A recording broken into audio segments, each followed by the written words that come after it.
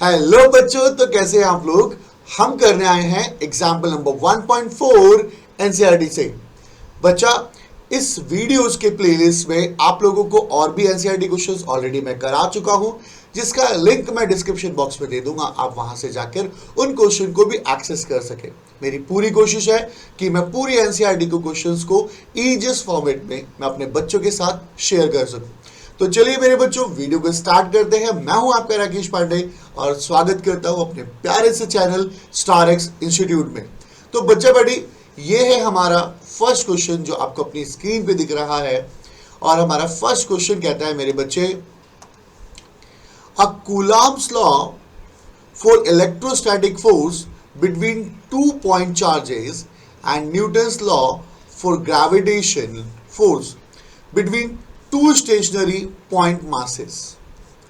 Both have inverse square dependence of the distance between charge ratio masses. देखिएगा, मैं पहले इस स्टेटमेंट को बता दूं। आप सबको पता है, अगर मेरे पास दो चार्जेस हैं, मान लीजिए कोई भी दो चार्जेस हैं फिलहाल के लिए, और वैसे उसने ए पॉइंट पे दिया है strength of these forces by determining the ratio of their magnitude. हमें फोर्सेस का रेशियो कंपेयर करना है, और वो भी पहला किसका करना है, इलेक्ट्रॉन और प्रोटॉन के बीच में। तो एक काम करते हैं हम लोग, यहाँ पे जो बॉडी नजर आ रही है, हमने कहा ये इलेक्ट्रॉन है और ये प्रोटॉन है। ठीक है, इलेक्ट्रॉन है, और तो ये मास ऑफ इलेक्ट्रॉन हुआ और ये हमारा मास ऑफ प्रोटॉन हुआ। अगर मैं चार्जेस के टर्म्स पे देखूं, अगर मैं चार्जेस के टर्म्स में देखूं, तो आप लोगों को याद होगा अकॉर्डिंग टू कूलॉम्स लॉ। मैं सॉल्यूशन पर आता हूं। देखिए, अगर मैं चार्जेस के रिस्पेक्ट में बात करूं, तो मैंने कहा अकॉर्डिंग टू कूलॉम्स लॉ।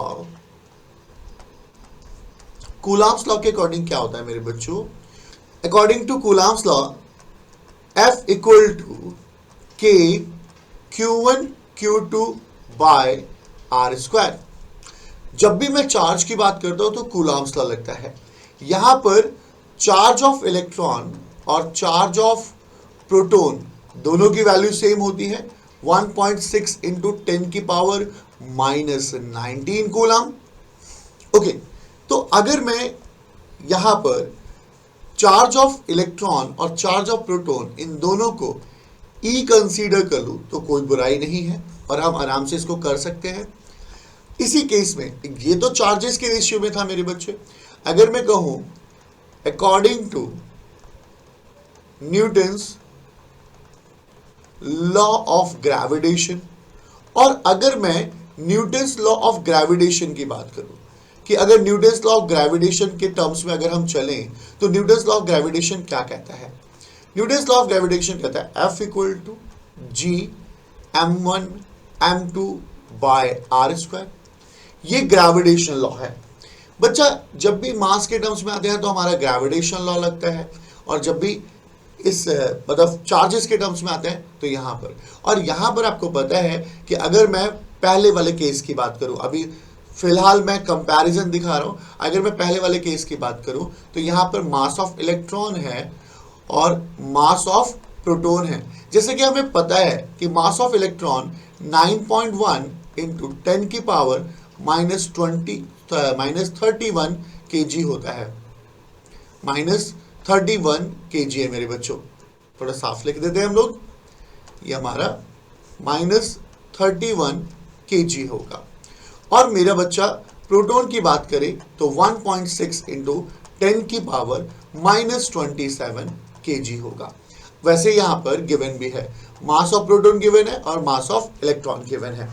तो बच्चा यहां पर ये था हमारा इलेक्ट्रोस्टैटिक फोर्स, तो मैं इसे E से डिनोट कर देता हूं। ये था मेरा ग्रेविटेशनल फोर्स, तो मैं G से डिनोट करता हूं।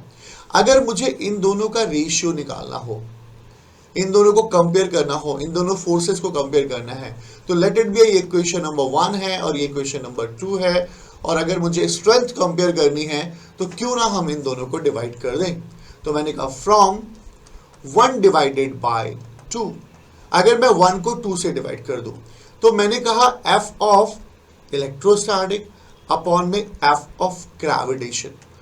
तो एफ ऑफ इलेक्ट्रोस्टैटिक में के Q1 और Q2, देखिए मेरे बच्चों, मैंने Q1 और Q2 को E माना हुआ है, तो क्या मैं यहाँ पर E का स्क्वायर लिख सकता हूँ मेरा बच्चा?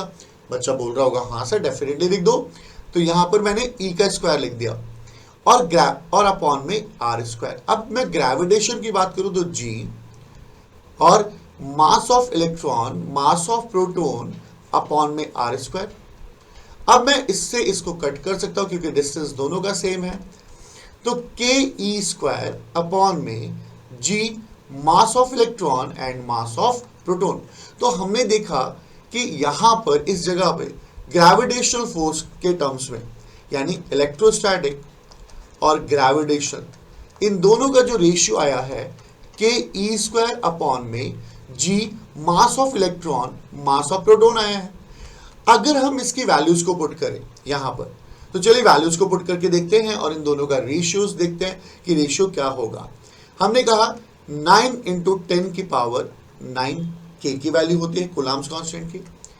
चार्ज ऑफ इलेक्ट्रॉन 1.6 इंटू 10 की पावर -19 का होल स्क्वायर डिवाइडेड बाय जी की वैल्यू है 6.67 इंटू 10 की पावर -11।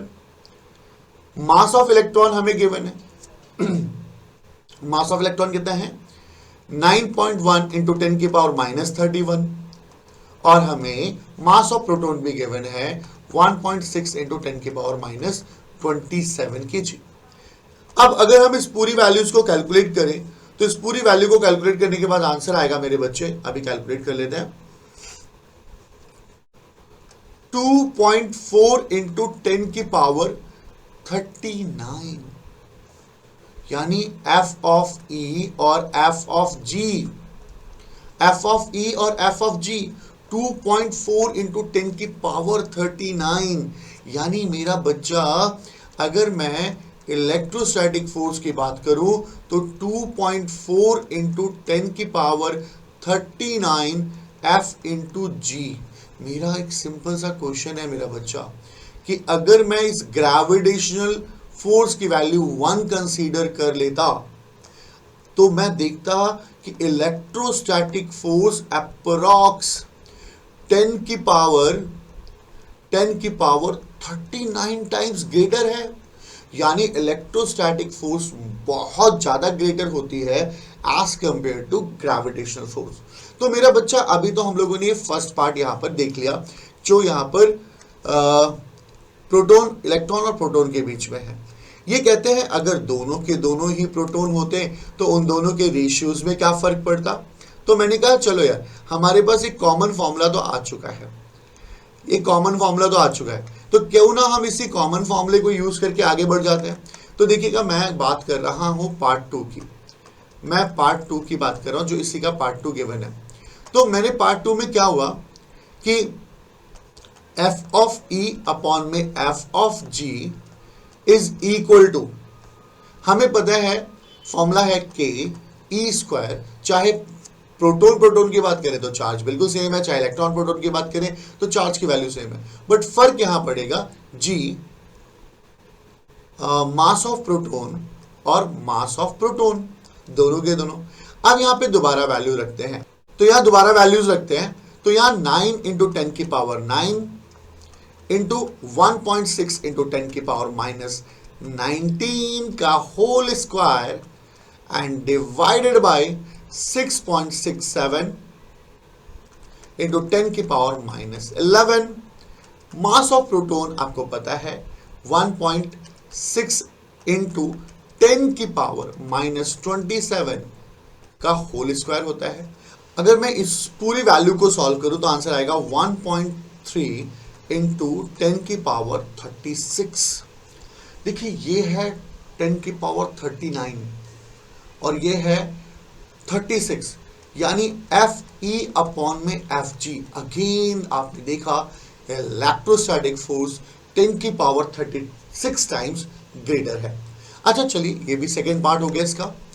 इसके बाद तो अब हम लोग इसके बी पार्ट पर आते हैं। Estimate the acceleration of electron and proton due to electrical force of their mutual attraction. अब अगर वो दोनों के दोनों 1 एंगस्ट्रॉम के पास सेपरेटेड हो। मेरा कहने का एक सिंपल सा मतलब समझिए मेरे दोस्त, कि मेरे पास ना यहाँ पर एक इलेक्ट्रॉन है और ये जो है एक प्रोटॉन है।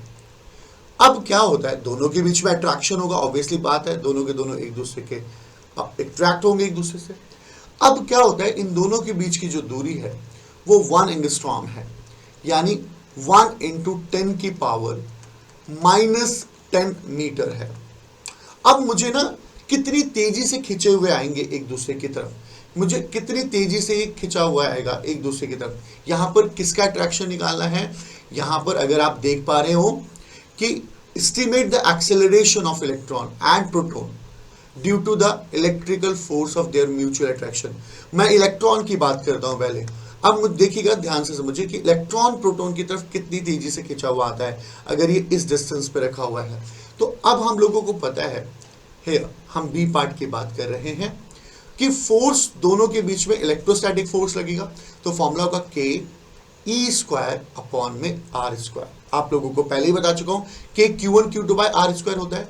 तो K की वैल्यू 9 × 10 की पावर 9 है और E की वैल्यू जो है 1.6 × 10 की पावर -19 कूलाम है। उसका होल स्क्वायर कर लेते हैं और डिस्टेंस जो है वो 10 की पावर -10 मीटर का होल स्क्वायर करता हूं। तो इन दोनों के बीच का जो इलेक्ट्रोस्टैटिक फोर्स निकल कर आएगा, अगर मैं उसे कैलकुलेट कर लूं तो कैलकुलेट करने के बाद इलेक्ट्रोस्टैटिक फोर्स आएगा, चलिए कैलकुलेटर से कैलकुलेट कर देते हैं, 2.3 × 10 की पावर -8 न्यूटन ये फोर्स आया। बट हमें तो एक्सेलरेशन निकालना कि कितनी स्पीड से खींचेगा। तो हमें पता है यार, हम तो मास ऑफ F = ma होता है। तो यहां पर 2.3 × 10 की पावर -8 और एक्सेलरेशन निकालना है 2.3 × 10 की power -8। Electron, mass of electron, अगर मैं ये मतलब मास ऑफ इलेक्ट्रॉन से डिवाइड करूं तो मुझे पता चल जाएगा कि कितनी तेजी से इलेक्ट्रॉन खिंचा हुआ आ रहा है। तो मास ऑफ इलेक्ट्रॉन कितना है मेरा बच्चा, 9.1 × 10 की पावर -31। और अगर अब हम इसे सॉल्व करने बैठ गए तो हमारा आंसर आएगा 2.5 × 10 की पावर 22 मीटर/सेकेंड²। ओह, इलेक्ट्रॉन इतनी तेजी से खिंचा हुआ आएगा। बट अगर हम वही बात करें कि प्रोटॉन भी तो खिंचा हुआ आ सकता है, तो प्रोटॉन कितनी स्पीड से खिंचा हुआ आएगा। तो प्रोटॉन, चलिए अब हमें क्या करना है, प्रोटॉन के लिए हम क्या करेंगे, एक्सेलरेशन इक्वल टू 2.3 × 10 की पावर -8 और यहां पर मास ऑफ प्रोटॉन से डिवाइड करेंगे। तो चलिए मास ऑफ प्रोटॉन देख लेते हैं कि कैसे कितनी तेजी से खिंचा हुआ आता है। अगर प्रोटॉन की बात करें तो प्रोटॉन कितनी तेजी से खिंचा हुआ आता है। अगर हम केस प्रोटॉन की बात करें कि प्रोटॉन का एक्सेलरेशन क्या होगा, या एक्सेलरेशन ऑफ इलेक्ट्रॉन था और acceleration of proton find out करना होता, तो हम क्या करते, 2.3 × 10 की पावर -8 और डिवाइड कर देते m ऑफ प्रोटॉन से। तो m ऑफ प्रोटॉन से डिवाइड कर दे तो यानी 2.3 × 10 की power -8 divided by mass of proton 1.6 × 10 की पावर -27 kg। और अगर अब हम डिवाइड करके देखते तो इसके वैल्यू आती हमारे पास 1.4 × 10 की पावर 19 मीटर/सेकेंड²। मेरे बच्चों, अब आप ध्यान से सुनिए, यहां पे ये एक्सेलरेशन ऑफ प्रोटॉन है। यानी हमने क्वेश्चन में देखा, पहले एक बार ओवरव्यू देख लीजिए। हम लोगों ने क्वेश्चन में यहां देखा कि यार कूलाम्बिक फोर्स से पहले फोर्स के बीच का रेशियो निकाल लिया। फिर हम लोगों ने कहा यार अगर दोनों प्रोटॉन्स के बीच में तो फोर्स का रेशियो क्या होता। ऐसा ही क्वेश्चन हो सकता है, इलेक्ट्रॉन के बीच में होता तो दोनों के बीच में क्या होता। और ये फोर्स निकाला हम लोगों ने कि ये फोर्स है और इलेक्ट्रॉन और प्रोटॉन एक दूसरे की तरफ कितने फोर्सेस से खिंचे हुए आते हैं। अगर हम इसको रेस्ट में रखते, इधर की तरफ खिंचाव देखते तो इलेक्ट्रॉन का खिंचाव ये होता, और इसको रेस्ट में रखते और प्रोटॉन का खिंचाव देखते तो ये होता। तो आई होप आपको ये वाला क्वेश्चन समझ में आ गया होगा। तो चलिए इसी बात पर मैं आपको एक होमवर्क देता हूँ। यहाँ पे 2 प्रोटॉन की बात हो गई ना। अब आपको क्वेश्चन है SW में कि आप 2 इलेक्ट्रॉन्स के बीच में क्या रेशियो होगा, 2 इलेक्ट्रॉन के बीच के रेशियो को फाइंड आउट करेंगे। यानी आपको force between 2 electrons find out करना है। सॉरी, फोर्स ऑफ ये E और F ऑफ G दो इलेक्ट्रॉन्स के बीच में फाइंड आउट करना है। अभी प्रोटॉन प्रोटॉन के बीच में फाइंड आउट कर चुके हैं, अब इलेक्ट्रॉन इलेक्ट्रॉन। तो चलिए मिलते हैं नेक्स्ट वीडियो में मेरा बच्चा। आई होप आपको ये क्वेश्चन समझ में आएगा। Thank you so much.